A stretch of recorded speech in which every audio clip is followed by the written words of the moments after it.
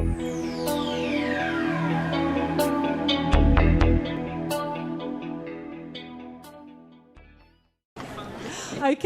we're going to move on now. First of all, Dr. THAO LAM is going to give us a bit more information around alcohol. This is a high prevalence condition. We see a lot of it in general practice, so it's really important that we have that information. Then we're going to see another observed role play between our actor and Dr. Robert Graham, and then you guys get a chance as well. So I'm going to hand over to THAO. Do you want to have any interaction in your talk at all, or I'll hang with the microphones? Yep, I'll hang outside and just let us know. Beautiful, thank you. What I would say is that my talk here today is much shorter than what's provided in your workbook. So this is just a summary so that to give you a bit of an overview.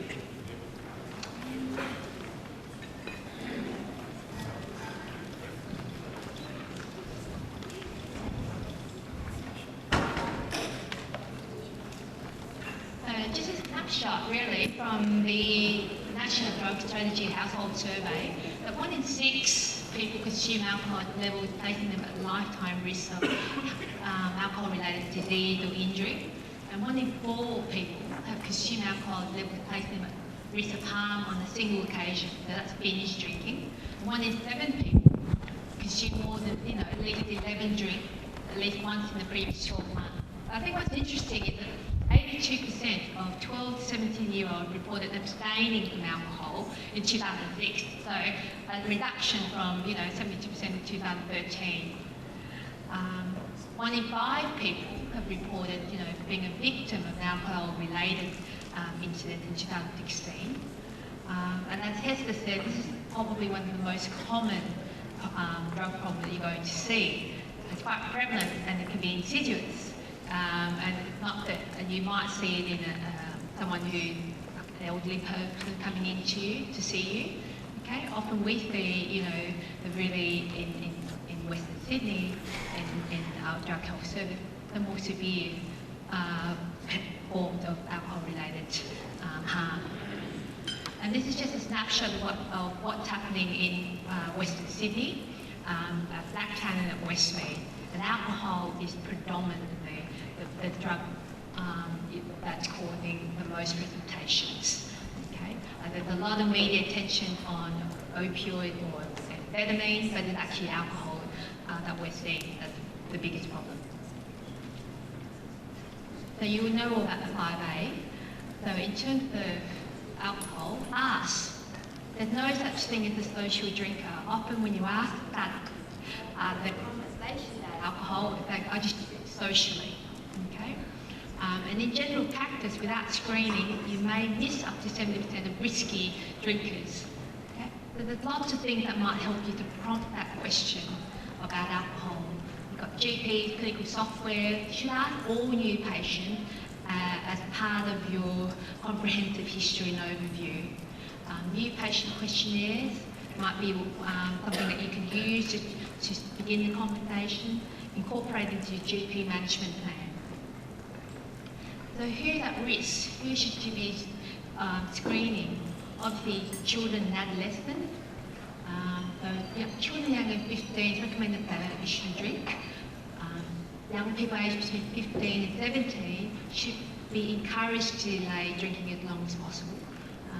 Young adults who have high risk of accident and injury, older people, okay? But other people who present with risks that might present where they're at risk, so participating or in risky activities, driving, sports, if they have a history of using illicit drugs. What about people who present with other conditions that you wouldn't associate with alcohol, something like dyspepsia, peptic ulcer disease, hypertension, problems with sleeping, problems with sexual dysfunction, mood disorders. Okay? The obvious one is that of pancreatitis, or anyone who's got mildly elevated liver disease, liver tests might not about their alcohol intake. People with mental health issues, people who are actually taking a lot of medication, there might be interaction with alcohol. Obviously, women of childbearing age. So what can you do? You can ask them how much they drink. You can use questionnaires. Okay. The cage one's probably the most common one.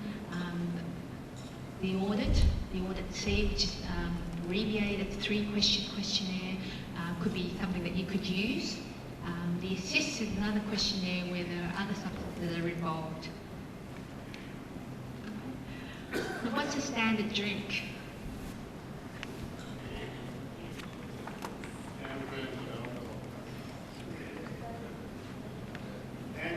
Yeah. 10 grams. 10 grams of alcohol. What's 10 grams of alcohol look like in a glass? When they say they drink a glass of wine a night, We've got 2 standard for female and male, and it's contain 20 beer. Yeah. 2 standard drinks, yeah? Was the answer. but people will say, I drink a glass of wine. You look at it, it's actually only 100 mils, not the full glass. So if they're drinking a full glass, it's 2 standard drinks, okay? And what you say to your patient actually does make a difference. Even though you might not feel it, you may have to repeat it several times. But there's lots of studies in the UK, in Australia, that show that brief intervention does work. So 25 to 30% of patients will reduce their alcohol consumption from following advice from their GP.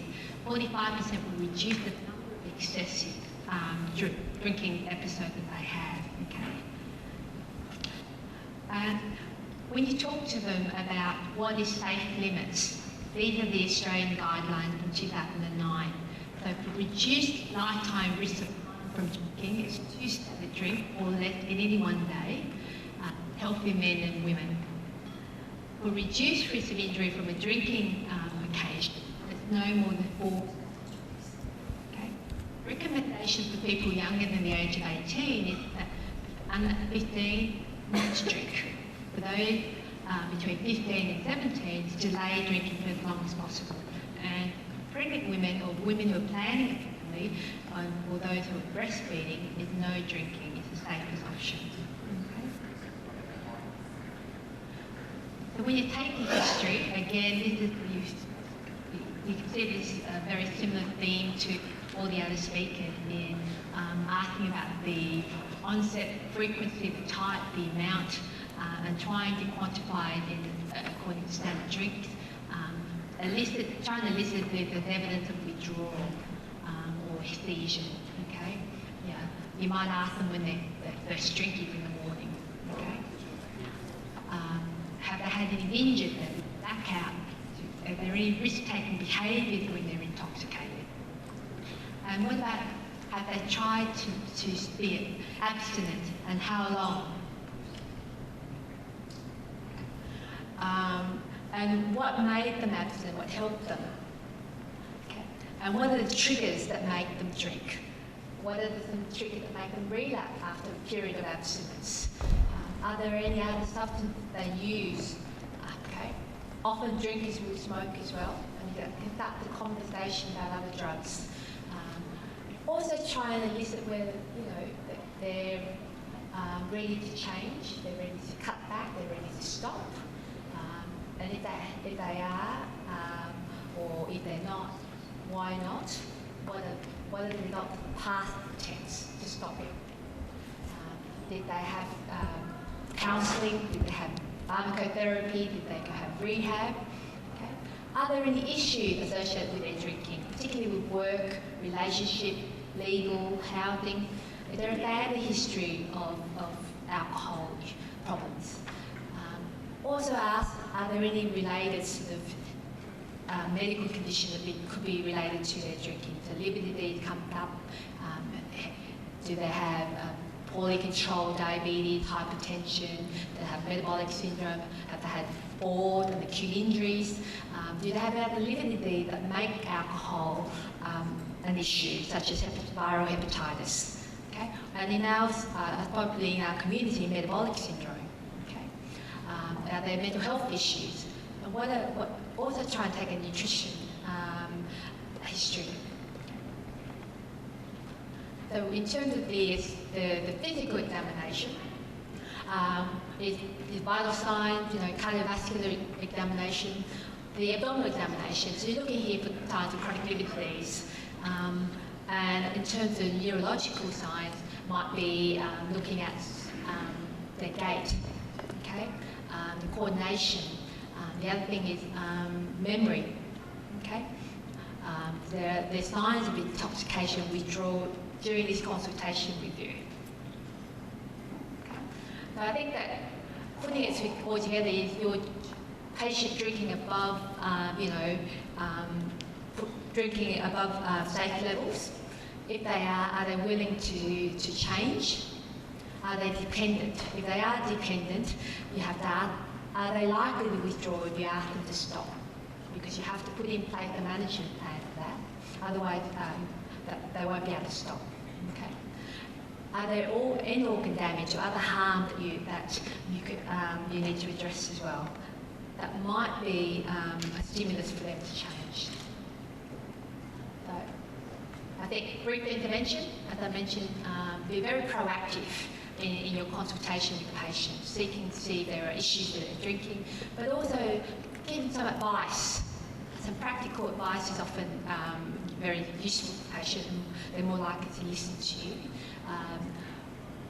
It's very useful for people who are not dependent, okay? But it's also very useful to engage or motivate dependent drinkers to think about cutting back, to think about abstinence. Okay.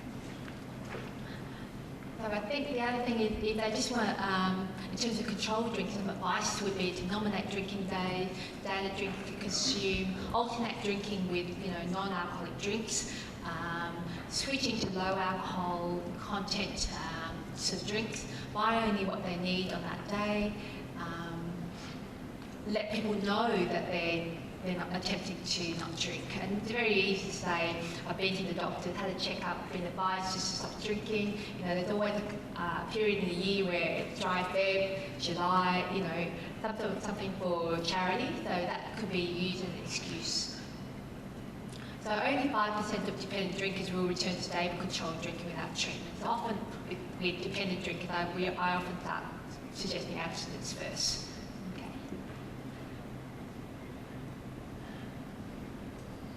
So for dependent drinkers, the goal of the abstinence, that the loss of control of drinking is a typical feature of withdrawal. Okay. And if you don't manage the withdrawal then often they'll drink. Okay. So you have to have that in place first.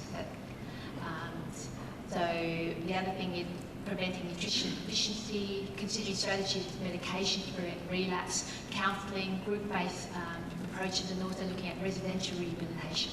Don't forget also to provide support for their families and significant others because they also might be having trouble as well. The withdrawal, I think you can basically withdraw it usually within a few hours, 24 hours of the last drink. Okay, and it often will be finished by day 7 for the typical withdrawal. The seizures will often happen within 6 to 24 hours after the last drink, or significantly cutting back if they were drinking very heavily. And usually 48 hours is when it's tough. So you have to warn the patient about that and try and help them through that. After 48 hours, 72 hours, it will get better. So where do you go for your withdrawal management? Is it at home with your help? Or it's referral to a local DNA service as an inpatient and an outpatient. It really depends on the patient. I think safety is probably the first thing that you have to consider. Have they got someone with them? Okay? Are they going to come back to see you? Okay? If they've got lots of comorbidity, then or a history of seizure, then an inpatient withdrawal treatment is probably safer. And the treatment that we often use would be diazepam. We use a long-acting benzodiazepine rather than short-acting. Okay. You can also use symptomatic management with it as well, and obviously timing. And the thing is always to plan what you're going to do once that you've managed the withdrawal. Okay. Have in place relapse prevention. So severe withdrawal expected, particularly if they have a history of it, a history of seizures, they're confused, they've got significant comorbidity, especially liver disease. If you're not really certain that you can manage this patient by yourself, okay? And obviously follow up. So relapse prevention really is pharmacotherapy and very importantly maintaining a therapeutic relationship with your patients, getting them to come back and see you, okay? Monitoring and feedback and support them along the way, realising that it's a relapsing remitting, it can be a relapsing remitting problem and that they should be comfortable about coming back to you if they have a slip or a relapse. Assessment for complications.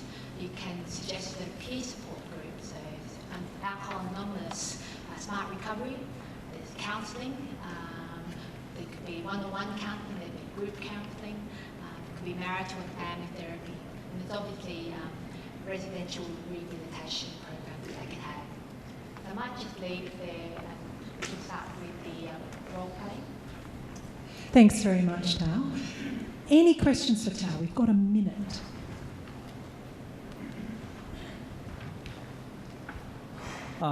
What is the best way to quickly assess a patient he or she is heavy drinker? What is the quickest way to assess the patient in GP? As a GP, he's a heavy drinker. What is the quickest way? To assess whether they're a heavy Living. Yeah. Yeah. The case? Yeah? Yes, you can ask them, yeah, you ask them. What is the most single question I can ask? Do you drink? How much? Yeah. How much do you drink? What do you drink? Mm-hmm. Do you drink every day? Do you drink when do you start drinking? Do you drink after work? So the number of people will only drink after they work, after they get off home. Okay. Do they drink on the weekend? If they drink on the weekend, how much are they drinking? Because they might be drinking within guideline, but at the weekend they binge, big binge. A cask of wine, a cask of beer with my friend watching footy. And then you ask them about if they had any injuries or any problems with their drinking. I think you're looking for that one universal question that's going to screen. That's utopia and we don't have it, but the Assist-C has those 3 questions, which is do you drink, how much do you drink, and when do you ever drink more than, in Australia it's 4, and the WHO it's 6, 4 or 6 standard drinks on one occasion. So those are the 3 questions that you can ask. I'm sure that the PHN would be really happy to share the Audit-C and the Assist because they're really useful. It's in the handouts. Beautiful, beautiful. Thank you so much, THAO. Do you want to give your thing here? The only other thing that I thought of just in terms of alcohol, the take-home really important issues for me around pharmacotherapy is, first of all, diazepam is used only for alcohol withdrawal. Don't use it longer than 5 to 7 days. You'll get some people that have been put on it and get 50 and continue taking it. You know what? You've just given them a benzodependency. Use it only 5 to 7 days, and you've got to work out how much supervision and support they need. And if they're at risk of medical complications, then talk to your friendly drug and alcohol people to get them withdrawn as an inpatient. And if you're not sure, talk to your friendly drug and alcohol people. The other thing is that disulfiram, acamprosate and naltrexone are useful in relapse prevention. They do not treat withdrawal. That's my 2 take-home points. So now we're going to move on to another role play with Dr. Robert Graham, who is a drug and alcohol physician over in Western Sydney, and our actor. What's your name this time? Delight. John. John it is. Okay, John, look, thank you for coming to my clinic today. Your GP's given me a very thorough referral letter. It says in here you want some help with your alcohol problem. I notice here that you don't have any other medical conditions, you're not on any regular medications, you smoke cigarettes, don't have a psychiatric history. It says here you had 1 DUI charge when you were 18. That's the only one? That's it. Yeah. So it says here you want to cut down on your drinking. Can you tell me a bit more about that and what to do? I've been thinking about it a lot more lately, and I think it's sort of gotten to the point where its impact on myself and my life has meant that I want to try and want to try and change something, and try and actually change for good this time. Okay, so how has it been having an effect on your life? Well, personally, I find that I crave it a lot, and that if I don't have it, I start to get the shakes, I start to sweat, and this would be in the morning or lunchtime most days now, which is very, really nasty. I find that, I have to often just go have a couple beers at lunch at work, try to just stave off the shakes for the rest. Is that the earliest you would drink in the day? I try not to, but every now and again I would have a beer with breakfast, Right. just to try to prevent those, Okay. me experiencing those shakes, and I feel really nauseous and quite sick, and I don't enjoy it. So just trying to do that, and I think it makes it a bit hard because I have a young daughter, and I've been drinking quite a lot, and so I have to try to cut down when she's there, but then I get more of these nasty. So she's with you, but not every day? Or? No, so her mother and I are split, but I see her. She stays with me 2 days a week. So on the days where she's not with you, how much are you drinking? On the days where she's not with me, through the evening, probably a case of beer. Right. Probably close to a case of beer. Has that been building up for a while, or? Yeah, I mean, I think, look, I've been drinking pretty heavily for a while now, I guess, which is part of the reason why I'm here. I think about 3 years ago was sort of when I really noticed that I was drinking quite a lot more. Did something happen 3 years ago? Yeah, my wife and I got divorced, we split up, so that was the point at which I think I just sort of, was living by myself, could do what I wanted. That's interesting, but tell me, before your wife and you split up, or she left you, or whatever happened, did she used to complain about your drinking? Every now and again she did. Okay. Particularly on weekends or during weeknights, she wouldn't want me to be drunk at home. And So it sounds like maybe it was a bit of a problem even before the relationship broke up, perhaps. maybe a little bit, yeah, maybe a bit. Okay. Let's talk a bit more about other aspects of your drinking. If you added up all the time you spent finding alcohol, recovering from it, and drinking itself, would it take up a lot of time doing all that? Yeah, I mean, pretty much full. I'm drinking the moment work's done, the moment I clock off. I'll be drinking. I find I'm pretty good the next day. You don't get hangovers? Not as bad as not as bad as I used to when I was young. I find I just can wake up and start drinking again, carry on. Sure. And on the weekends, probably most of the time. What about activities? Has your drinking affected your work? Well, it's meant that there are some days where I'm running a little bit late. I work as a landscaper, but if I'm not there on time, often you can get your pay docked, or you get And that's happened to you? this off the boss. Yeah, it's happened to me a few times. Sure. What about your social life or recreations? Well, I think drinking's reasonably social. So often having beers with mates. Yeah. So I still see them, but I guess when I was younger, I did other things. Sporting Played activities, sport. or Yeah, I played cricket. would you like to still do that sort of thing? Potentially, yeah, probably. That would be Since good. you haven't been. Yeah, I haven't, and I've sort of missed that a bit, but Have you been thinking about doing something about this for a while? Has this been playing on your mind? yeah, it has. I think caring for my daughter has been the big sort of thing that's made me think, because I have the shakes when she's around, and I don't want her to see me like that. And she's young now, but she'll be old enough to figure out what's wrong soon. Okay. And What other relationships are important to you? I've got a girlfriend at the moment. Oh, yeah. Yeah, I've got a new girlfriend, and so we've been seeing each other for about 6 months. So, Okay. I think I would like to, and she's been great. What does she think about your drinking, though? She doesn't like the drinking. No, Okay. she drinks, but not like I drink.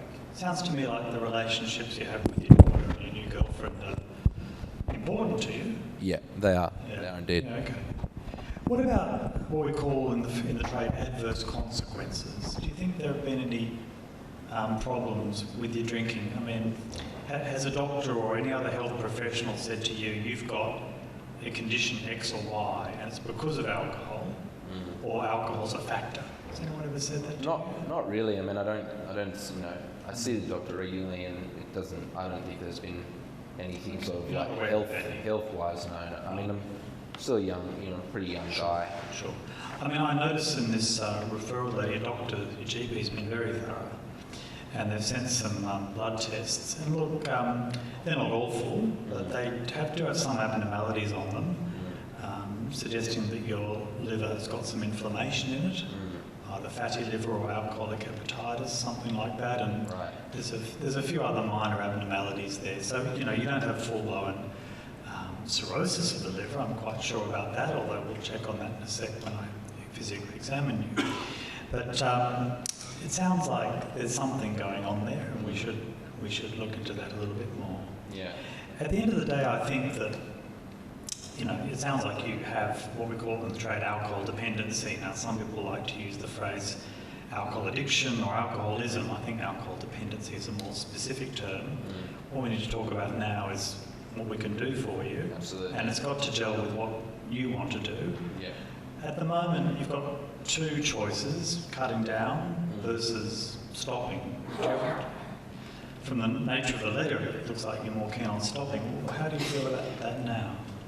Well, I'd like to stop. I was sort of worried about what I might lose on the weekend socially, but I think it's gotten to the point now where I can see. Well, we can certainly go down the path of controlled drinking and strategies to try and achieve that. We can go into more detail about that. But what I would suggest is if that's going to be plan A and it works, fantastic. But if it doesn't, maybe we need a plan B, and that would probably involve having a go at abstinence, but not necessarily lifelong abstinence. Whichever way we go, before we go into the nitty-gritty, I think there's a number of different treatment approaches that we have, and there's no one magic bullet. There are some medications that we can use, more for the abstinence-based approaches, not so much for controlled drinking. We also have a group of one-on-one counselling options, some group treatments, AA or Smart Group you might have heard about. You've probably heard of AA. Smart Group's a bit similar, but without the sort of religious language. And a relapse prevention group that we also have. So there's groups, there's one-on-one counselling, seeing someone like me, and of course maintaining contact routinely with your GP. Yeah. It's probably just as important to see them as me going forward into the future. And I can help you arrange this through the team that we've got here at the clinic. So that's the broad approach I think that we'll take. Sounds good. Do you have any questions about that? No, I think it sounds very thorough. Okay. Well, let's talk more about controlled drinking and how we're going we're going to, sorry. It's brilliant. Thank you so much.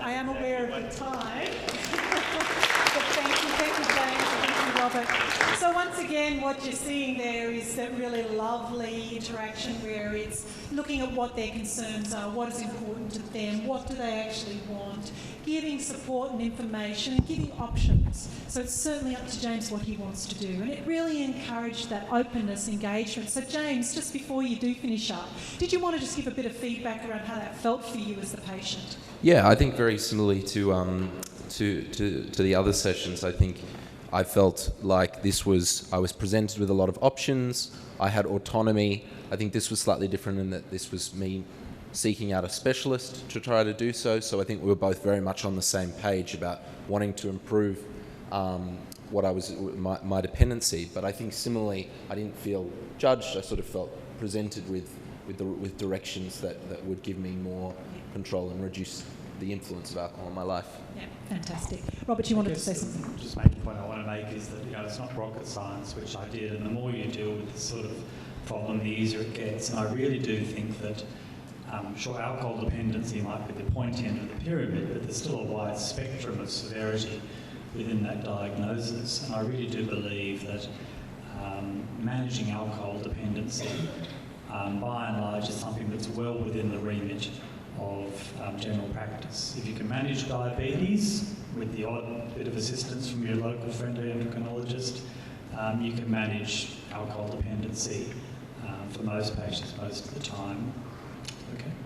But do call on your friendly drug and alcohol Absolutely. for assistance. Absolutely. You know, don't feel that you have to manage something if you're not sure. You have a question, please. What is controlled drinking? Controlled drinking is the idea that you can improve your health by drinking less.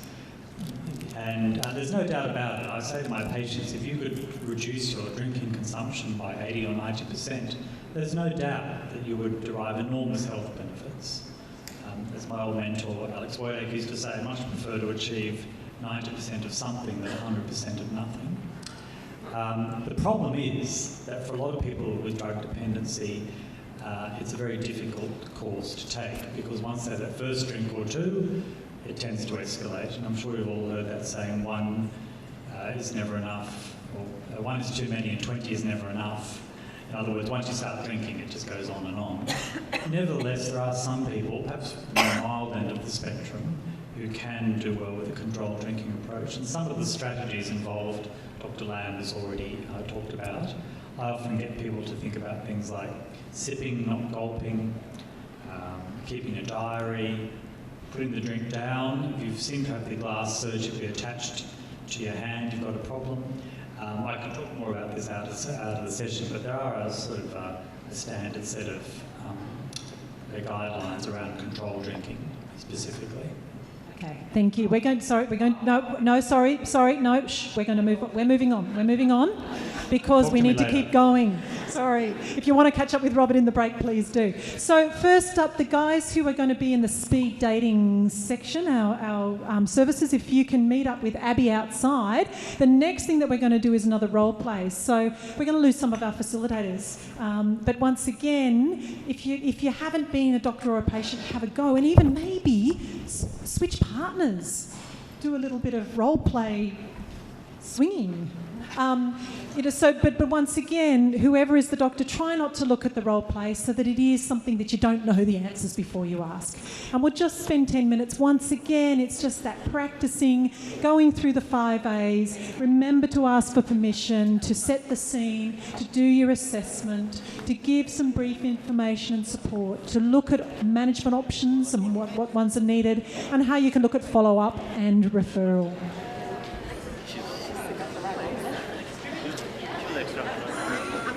Going to finish up the role play. That's your final role play. You're looking disappointed. You want to do another one? Now we're going to move on to the next section, which is our speed dating section. And I'm going to hand over to Abby, who's going to introduce everyone. And they're going to go and sit at the tables. And so the idea is that you get a chance to ask all those questions of the various services around the place that you've always wanted to ask. Everything you ever wanted to ask but never felt you could. Go for it. Hi guys, so firstly, can you quickly check on your table? There's a laminated direction as to which PHN you're meant to be belonging to. So you've either got Western Sydney or South Western Sydney on your table. Hasn't mattered up until now, but now, if you are from South Western Sydney, please come and sit on one of these 6 tables. And if you're from Western Sydney, so one of the suburbs on there, go and sit at one of these 6 tables. So, you have to leave your friends. So just pop over.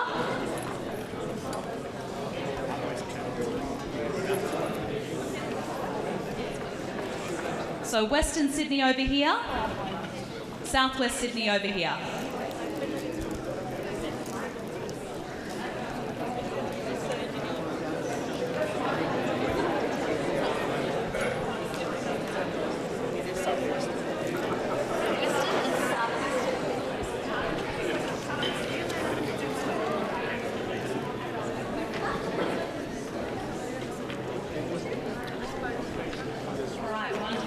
There's some more seats down here if anyone from Western Sydney is lacking a chair.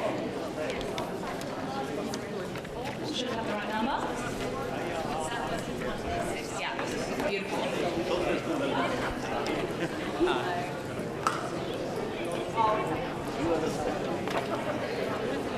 All right, and And so the way that this section works, for those of you who are familiar with speed dating, is that it's going to be basically speed dating but with your local services. So you guys are the eligible bachelors or bachelorettes, and we have some candidates who'd like to come in and sort of sell themselves to you.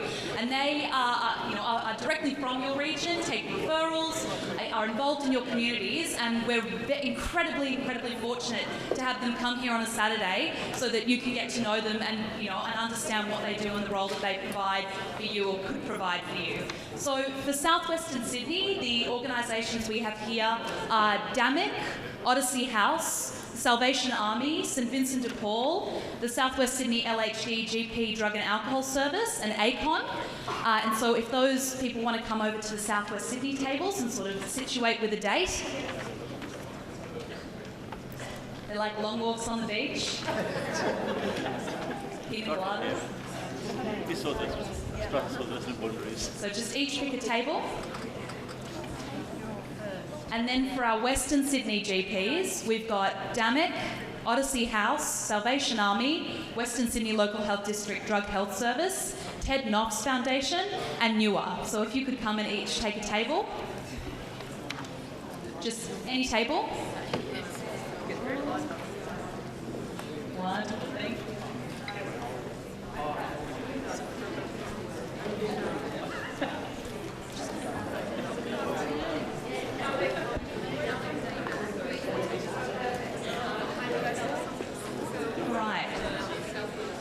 And so the way this speed dating is going to work is you've got 8 minutes to get to know your local service. They're going to provide a brief outline of what they do, but then really what we want you to do is sort of question them and figure out how or where they could fit into your referral patterns or help support you and your patients. So there'll be 8 minutes, there'll be a warning bell, a little one at 7 minutes, but then at 8 minutes we're cutting them off and they have to rotate clockwise, but we'll help with that, clockwise around. So once we've sort of settled, I'll get ready for my bell.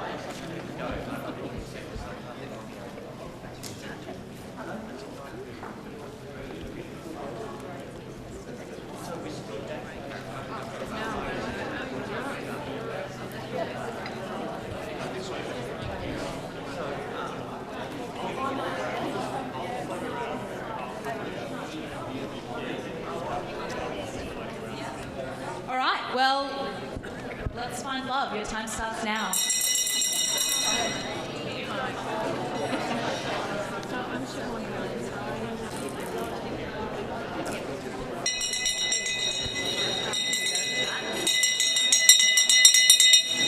Right, so clockwise change around. Hey guys, we're going to just about finishing up. We're almost at afternoon tea.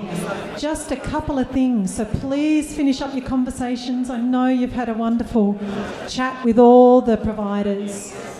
First up, not many of you have gone in the competition. This is for $250 voucher for Event Cinemas, and there's one for each of Southwest and Western Sydney. Only 10 to 15 of you have done the competition. Oh, there's another one over here, just needs to put it in. But before you get up and go, one more thing before you want to hand it over there. Yeah, in the break, just do go out and fill out that competition because there's some really good movies coming out. There was a great movie I saw the other day called Film Stars Don't Die in Liverpool, and it is brilliant. It is brilliant. Now, but before we finish, if I can just have your attention, I just want to introduce Dr. Tina Campbell, who's going to talk to you for 2 minutes with a really interesting idea that she'd love some of you to get involved in. So give her your attention. Thanks. Hi everybody, my name's Tina Campbell. I'm from Healthily. We're a health promotion business. We focus on or specialise in patient education, and we're working with Western Sydney PHN to develop some content relevant specifically to AOD. We're doing some other work with the PHN as well. Some of you in the Western Sydney region might be familiar with the GoShare platform that's being rolled out right across the region to help GPs and others share content with patients. So I guess the point I'd like to make right now and ask your help is just the fact that patient education has come up many times in the sessions today. The need to provide patients with educational resources is super important, especially in this area of AOD. And we'll be working with Western Sydney Local Health District, the PHN and the Local Health District actually, but the PHN is funding some educational resources on alcohol and other drugs, and we need your help. We're going to be running a focus group on the 5th of March. It's a Monday at 5:30. And we would love your participation because we'd really like to understand the priorities and barriers around the provision of educational resources to patients on this particular topic. We'd like to know what's important, what are the challenges, where are the gaps. So this session will run for about an hour to an hour and a half on the 5th. And I will be out there during the break, and I'd love for any of you to come up to me and let me know that you can participate. I really hope you can. So thank you, everyone. That's it.